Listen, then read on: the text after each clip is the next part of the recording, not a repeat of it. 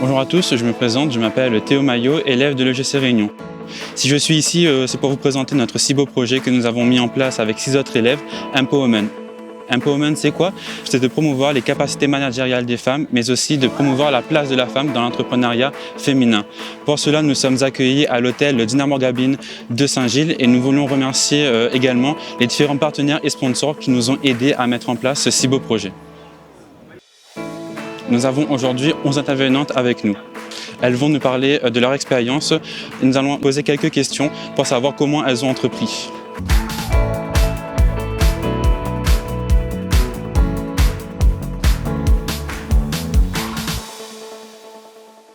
Je m'appelle Léa, on peut me trouver sur les réseaux sous Cafeteuse, c'est mon nom de scène.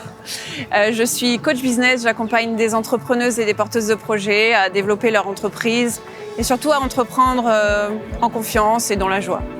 Je me présente donc Ramassami Aïcha, je suis directrice générale d'un centre de formation, organisme privé de soutien scolaire et coaching pour adultes dans la remise à niveau. Alors je m'appelle Anna Fontaine, j'ai 28 ans et je suis freelance en marketing digital. Donc j'accompagne les entreprises dans l'optimisation de leur visibilité web à La Réunion. Donc je m'appelle Isabelle de la Granda, je dirige un groupe médical qui s'appelle Neuromède, dans lequel il y a 2 structures, une structure de soins à domicile et une structure de vente de matériel médical. Je m'appelle Delphine Drouin, j'ai 53 ans et je suis aujourd'hui coach certifié en santé et bien-être.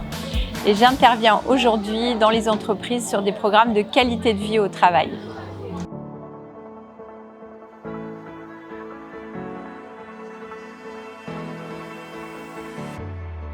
Ce qui me plaît dans le fait d'entreprendre, c'est vraiment le côté créatif, c'est le côté de créer ses propres règles, c'est créer son emploi du temps, créer ses objectifs. Donc quand je me suis lancée, il y avait cette liberté de choisir mes clients, mes services que je propose, sur quelle thématique je vais travailler.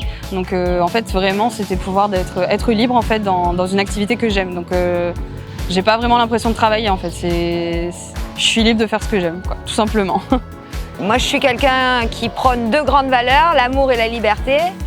Donc déjà pour la liberté c'est quand même assez agréable d'être à son compte. Mais pas la liberté de soi-même, la liberté en fait d'être dans un collectif. Et moi, ce qui m'anime, c'est de gérer des êtres humains en fait. Voilà. Aujourd'hui, je me verrai plus du tout être salariée. J'ai donc lancé une 2e activité depuis 6 ans, qui est cette activité de coaching. Et aujourd'hui, je m'épanouis complètement dans mon métier d'entrepreneur, même si j'ai mis du temps, beaucoup de temps et beaucoup d'années à me considérer comme une entrepreneuse. Et ce qui me plaît dans le fait d'entreprendre, c'est réellement d'être dans la zone de plaisir. Ce qui n'est pas toujours le cas chez les entrepreneurs d'ailleurs, ce qui est dommage.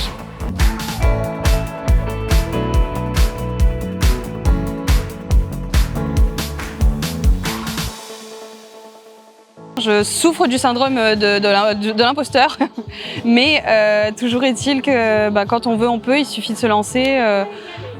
On peut le faire, quoi. Il faut y aller. Moi en tout cas aujourd'hui je suis vraiment très heureuse de l'avoir fait. Je sais que j'ai encore beaucoup de choses à apprendre et je lâche pas, quoi. Enfin, faut y aller, tout simplement. Faut se faire confiance. Donc, je continuais d'être artisan, même au sein d'une entreprise que j'avais créée. Or, quand on crée une entreprise, on doit à la fois continuer à faire le cœur de son métier, mais on doit être manager, être financière, être communicante, être commerciale. Et tout ça, j'ai eu un peu du mal à prendre toutes ces casquettes-là rapidement. Souvent, on n'entreprend pas parce qu'on n'a pas assez confiance en soi ou parce qu'on n'est pas assez utopiste. Moi, je dirais qu'il faut d'abord travailler sur soi avant de se tourner vers le monde. Et puis, il faut toujours croire que tout est possible parce qu'en fait, réellement, tout est quasiment possible. La vie, il faut prendre des risques. Donc parfois, il ne faut pas attendre. Il faut se lancer et mettre ses peurs de côté ou du moins affronter ses peurs, tout simplement. Et au pire, si c'est un échec, il y aura une leçon à en tirer dans tous les cas de figure. C'est comme ça que je le vois.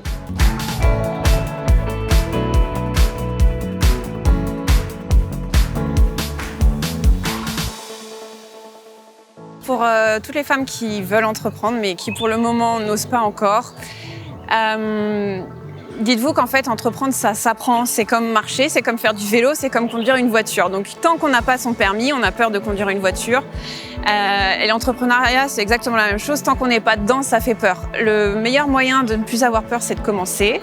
Les choses se feront au fur et à mesure. On apprend au fur et à mesure des réussites et des gamelles aussi d'ailleurs. Entreprendre, ce n'est pas travailler, clairement. C'est vraiment une réelle vocation pour moi. Comme l'enseignement, c'est une vocation. Donc j'encourage aussi bien les gens à trouver sa voie qu'à entreprendre, dans tous les cas de figure. J'ai toujours fonctionné avec mon cœur. C'est le conseil que je pourrais donner aux jeunes femmes qui démarrent dans l'entrepreneuriat.